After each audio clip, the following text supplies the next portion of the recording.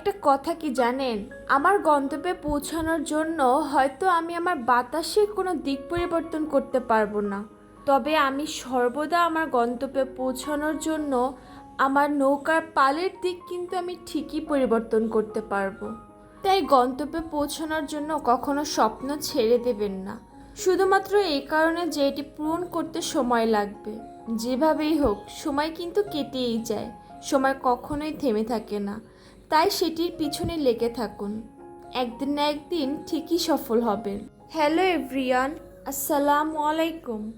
This is me Murphy. Welcome back to my channel JM Murphy's diary. আশা করি দেশ এবং দেশের বাহিরে সকলেই আল্লাহর রহমতে ভালো আছেন।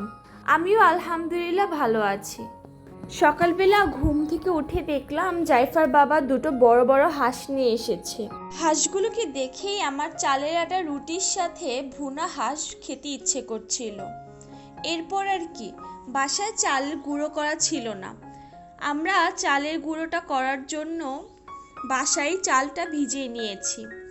আজকে চালটা গুঁড়ো করে বাসায় আটাটা তৈরি করে নেব। পরিমাণ মতো চাল অনেকক্ষণ ভিজিয়ে রাখার পর আমি ভালো করে ধুয়ে নিচ্ছিলাম। চালের ভিতরে যেহেতু অনেক ময়লা থাকতে পারে, তাই খুব সুন্দর করে আস্তে আস্তে ধুয়ে নিচ্ছি। এই চালের ভিতরে অনেক সময় বিভিন্ন প্রকার ময়লা থাকে, সাথে অনেক সময় ধানও দেখতে পাওয়া যায়। তাই আমি কোনো ময়লা পেলে সেটা ভালো করে পরিষ্কার করে চালটা কয়েকবার ধুয়ে নিয়েছি। এরপর চালটাকে গুঁড়ো করার পালা। গুঁড়ো করে আটা বের করব, তাই অল্প অল্প করে ব্লেন্ডার করে নিব। এখানে আমি পরিমাণ মতো ব্লেন্ডারে চালগুলো নিয়ে নিচ্ছিলাম। চালগুলো নেওয়া হয়ে গেলে আমি সেইটাকে ঢাকনা দিয়ে ঢেকে ব্লেন্ড করে নিব। ধীরে ধীরে ব্লেন্ড করতে হবে, যেহেতু চালটা ভিজে ছিল, তাই আস্তে আস্তে করে আমি সময় নিয়ে কাজটা করব। আমার কাছে মেশিনে চাল গুঁড়ো করার থেকে বাসায় নিজের হাতে করাটাই বেশি স্বাচ্ছন্দ্য বোধ লাগে। ঘরে বসেই পরিষ্কারভাবে আমি খুব ইজিলি চালের গুঁড়োটা করে নিতে পারছি। এই যে আমার গুঁড়োটা কিন্তু হয়ে গেছে। এরবার এটাকে আমরা ভালো করে চেলে নিব। আমরা ভালো করে চালটাকে চেলে যেই ময়লাটা বের হবে সেটাকে আমরা এক সাইডে নিয়ে রাখছি। খুব ইজিলি ঘরে বসে কম সময়ের ভিতরে আমি চালের গুঁড়োটা করে নিয়েছি। এরপর এটাকে আমরা সিদ্ধ করে নিব। অনেক সময় দেখা যায় আটার খামিরটা করার পরেও ভিতরে দানা দানা ভাব থেকে যায়। ক্ষেত্রে আপনি চালের আটাটা পানিতে দেওয়ার আগে ভালো করে যদি আরও একবার চাইলে নেন, তাহলে কিন্তু দানা দানা ভাবটা একদমই আসে না। এরপর চালের গুঁড়োটা দিয়ে দিলাম। মাঝখান থেকে একটু আলতো করে নেড়ে আমি ঢাকনা দিয়ে কিছুক্ষণ অপেক্ষা করছি। 4-5 মিনিট অপেক্ষা করার পরে আমি ভালো করে আটার গুঁড়াটা মিশিয়ে নিচ্ছি। খামিরটা পারফেক্ট হতে হলে পানির পরিমাপটা ঠিক রাখতে হয়। এখানে প্রতি 1 কাপ চালের গুঁড়োর জন্য আপনারা 1.5 কাপ পরিমাণ পানি ব্যবহার করতে পারেন। এখানে কিন্তু আমাদের খামিরটা একদম রেডি। আমরা কিছুক্ষণ ওয়েট করছিলাম হাতে সহ্য করা যায় এমন তাপমাত্রা আসার জন্য। গরম থাকতেই এটাকে ভালো করে মথে নিতে হবে। ঠান্ডা হয়ে গেলে তখন কিন্তু মথে নিতেও কষ্ট হবে, সাথে রুটিটাও সফট হবে না। মথে নেওয়ার পর এটাকে ভালো করে আমি এয়ারটাইট করার জন্য পলিথিনে পেঁচিয়ে রাখলাম। এরপর দুপুরের খাবার জন্য সিম্পলভাবে রুই মাছটা রান্না করব। যেহেতু রুটি বানাতে খানিকটা সময় লাগবে, সাথে হাঁসের মাংসটাও এখনও রান্না করা হয়নি, তাই ভাবলাম দুপুরের খাওয়ার জন্য সিম্পলভাবে মাছটাকে রান্না করে নেই। এখানে রুই মাছটাকে আমি ভালো করে লবণ হলুদ দিয়ে মেখে ভেজে নিচ্ছিলাম। মাছগুলো ভেজে নেওয়ার পর তরকারিটা ভালো করে কষিয়ে নিব। এজন্য গরম তেলে আমি কিছু জিরা দিয়ে দিলাম। এরপর মশলা, বাটা মশলা, গুঁড়া মশলা দিয়ে ভালো করে মশলাটা কষিয়ে নিচ্ছি। তরকারিগুলো মশলা কষানোর ভিতরে দিয়ে দিলাম। এখানে আমি বেগুন আর আলু দিয়ে আজকে রুই মাছটা রান্না করছি। তরকারিটা কষানোর পরপরই আমি মাছগুলোকে দিয়ে দিচ্ছি। এরপর এই তরকারির ভিতরে আমি খানিকটা পানি দিয়ে দিলাম। এখন ঢেকে দেওয়ার পালা। কিছুটা সময় ঢাকনা দিয়ে ঢেকে দেওয়ার পর দেখলাম তরকারিগুলো সিদ্ধ হয়ে গেছে। আমার রান্না তো একদমই কমপ্লিট। ওদিকে মা আটার খামিরটাকে ভালো করে মথে নিচ্ছিল আর আমি ভাবলাম হাঁসের মাংসটা চড়িয়ে দেই। এখানে আমি গরম তেলে গোটা মশলা পেঁয়াজটাকে ভালো করে ভেজে নিয়েছি। এরপর বাটা মশলা আর গুঁড়ো মশলাগুলো দিয়ে দিচ্ছি। মশলাটাকে যত ভালো কষানো হবে রান্নার স্বাদ কিন্তু ততই গাঢ় হবে।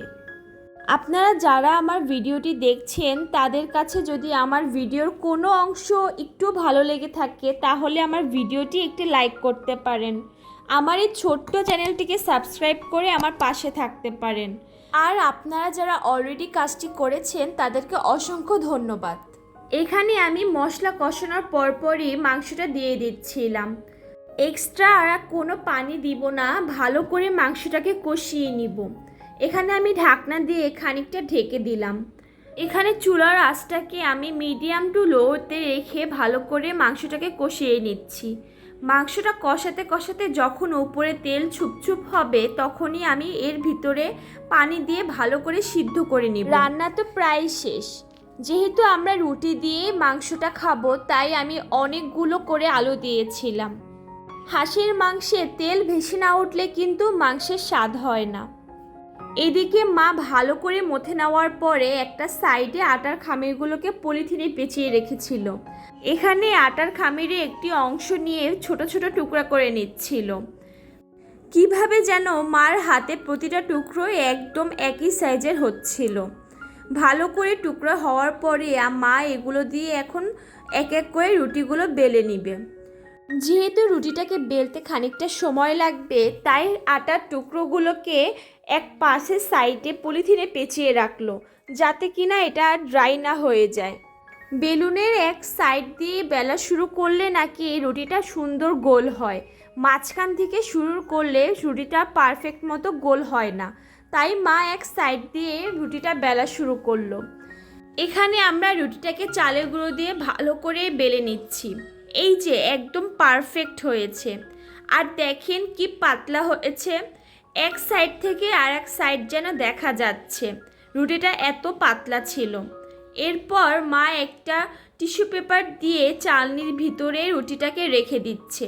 বেশ অনেকটা রুটি হওয়ার পরে একসাথে ভেজে নিব, তাই এক এক করে রুটিগুলো বেলে বেলে মা চালনিতে রুটিগুলো রেখে দিচ্ছিল।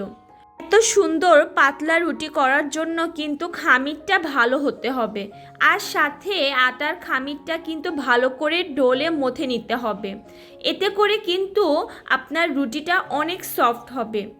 অনেকগুলো রুটি একসাথে হওয়ার পর আমি এক এক করে রুটিগুলোকে ভেজে নিচ্ছিলাম। যেহেতু চালের আটার রুটি তাই আর বেশি লাল লাল করে ভাজবো না, এপাশ ওপাশ উল্টিয়েই আমি নামিয়ে নিচ্ছি।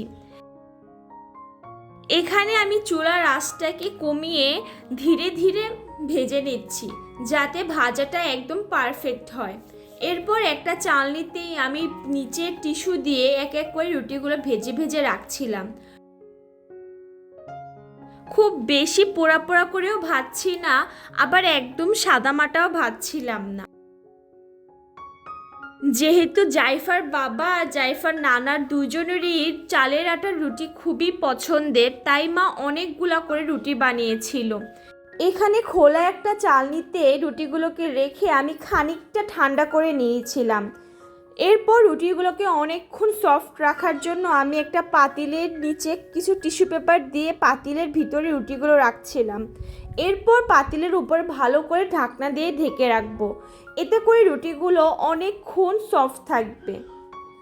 সকলের সুস্বাস্থ্য কামনা করে আজকে তবে বিদায় জানাচ্ছি। আল্লাহ হাফেজ। আসসালামু আলাইকুম।